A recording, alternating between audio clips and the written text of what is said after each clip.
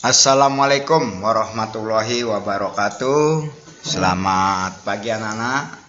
Selamat pagi juga untuk pelajar hebat Indonesia. Anak-anakku, pada hari ini kita belajar tentang biografi. Semangat ya, tentunya yang ingin menulis tentang biografi, kita simak baik-baik. Oke ya, semangat.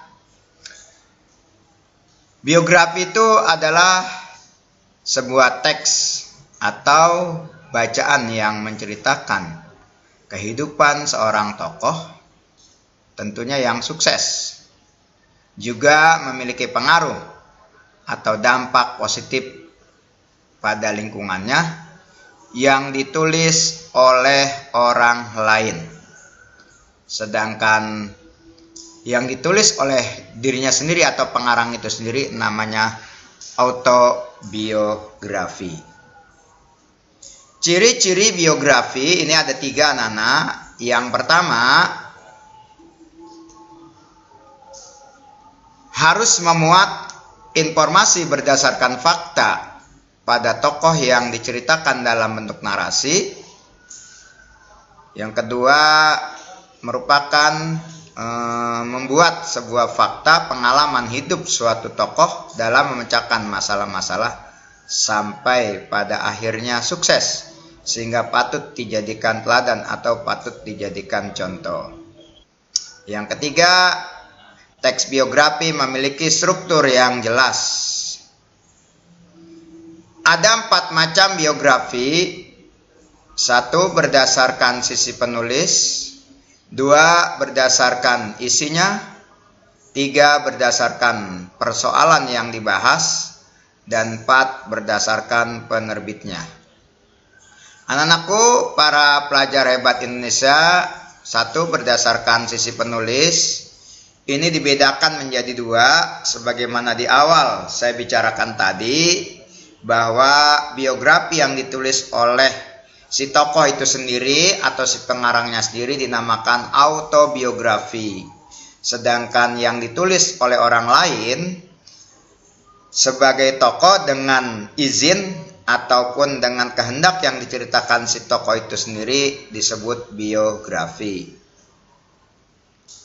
2, biografi berdasarkan isinya pun terbagi menjadi 2. Yang pertama, biografi perjalanan hidup, berisi mengenai perjalanan hidup suatu tokoh yang ditulis secara lengkap ataupun singkat. Yang kedua, biografi perjalanan karir, berisi mengenai perjalanan karir seorang tokoh dari awal hingga mencapai kesuksesan. Selanjutnya anak-anakku, yang ketiga, biografi berdasarkan persoalan yang dibahas. Ini ada 3. Yang pertama, biografi politik, yaitu biografi yang isinya menceritakan tentang tokoh-tokoh yang berkecimpung pada dunia politik. Yang kedua, biografi jurnalistik atau sastra, yaitu biografi yang ditulis oleh seseorang yang sebelumnya melalui tahapan seperti wawancara, riset, dan lainnya. Dan yang ketiga, intelektual biografi, yaitu biografi yang ditulis sesuai dengan gaya penulisan ilmiah. Dan yang terakhir anak-anakku, biografi berdasarkan penerbitnya. Ini dibedakan menjadi 2. Yang pertama, buku itu sendiri, yaitu biografi yang seluruh biayanya ditanggung pribadi oleh si pembuat biografi tersebut. Yang kedua, buku subsidi, yaitu biografi yang pembuatannya dibiayai oleh sponsor, baik itu biaya penulisan, percetakan, dan biaya lainnya ditanggung oleh pihak sponsor. Anak-anakku, berikutnya struktur teks biografi ini meliputi orientasi, peristiwa, reorientasi. Orientasi yaitu bagian yang berisi pengenalan tokoh dan gambaran awal dari tokoh yang diceritakan. Sedangkan peristiwa atau masalah yaitu bagian yang berisi tentang berbagai permasalahan yang dihadapi oleh tokoh dan berisi hal-hal menarik mengesankan mengagumkan dan mengharumkan. Dan mengharukan maksud saya dari tokoh tersebut. Bagian ini disebut dengan bagian dari inti biografi. Reorientasi yaitu bagian akhir dari biografi yang biasanya berisi tentang quote dari si tokoh tersebut, biasanya berisi kata-kata motivasi bagi kita untuk tidak mudah menyerah dan mencontoh kisah hidup dari seorang tokoh. Ciri-ciri kebahasaan yang pertama mengandung kata hubung, yaitu kata yang berfungsi sebagai penyambung antara satu kata dengan kata yang lain dalam sebuah kalimat dan juga kata hubung antara satu kalimat dengan kalimat yang lain. Namun, apabila kata hubung tersebut berfungsi sebagai penyambung kata dalam sebuah kalimat, kata hubung itu dinamakan konjungsi antar kalimat. Contohnya, dan, tetapi, lalu, kemudian. Dan apabila kata hubung tersebut berfungsi menyambungkan antara satu kalimat dengan kalimat lain, kata hubung itu dinamakan konjungsi antar kalimat. Contoh, oleh karena itu, akan tetapi, meskipun, demikian, dan lain-lain sebagainya. Yang kedua, rujukan kata. Rujukan kata yaitu kata yang merujuk kepada kata lain yang sudah diungkapkan sebelumnya.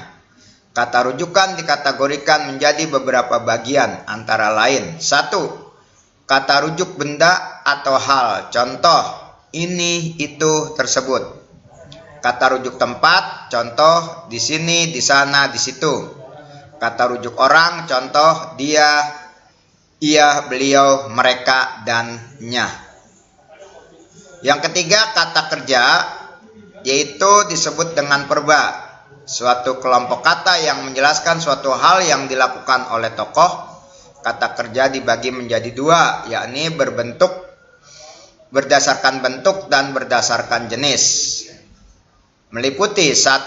Kata dasar. Kata kerja dasar adalah kata kerja yang masih dalam bentuk aslinya, yang berarti kata kerja belum mengalami imbuhan baik awalan, akhiran, ataupun sisipan. Contohnya adalah adil, ambil, bijak, dan sebagainya. Yang kedua, kata kerja berimbuhan, yaitu kata-kata kerja yang merupakan sudah mengalami penambahan baik berupa awalan, akhiran, maupun sisipan. Contoh tadi kata ambil, menjadi mengambil maka mendapatkan awalan me. Kata dasarnya adalah ambil. Kemudian yang kedua kata adil, mendapatkan awalan me menjadi dan akhiran i, maka menjadi mengadili. Demikian anak-anakku materi kita, dan cukup sekian saya akhiri. Wassalamualaikum warahmatullahi wabarakatuh.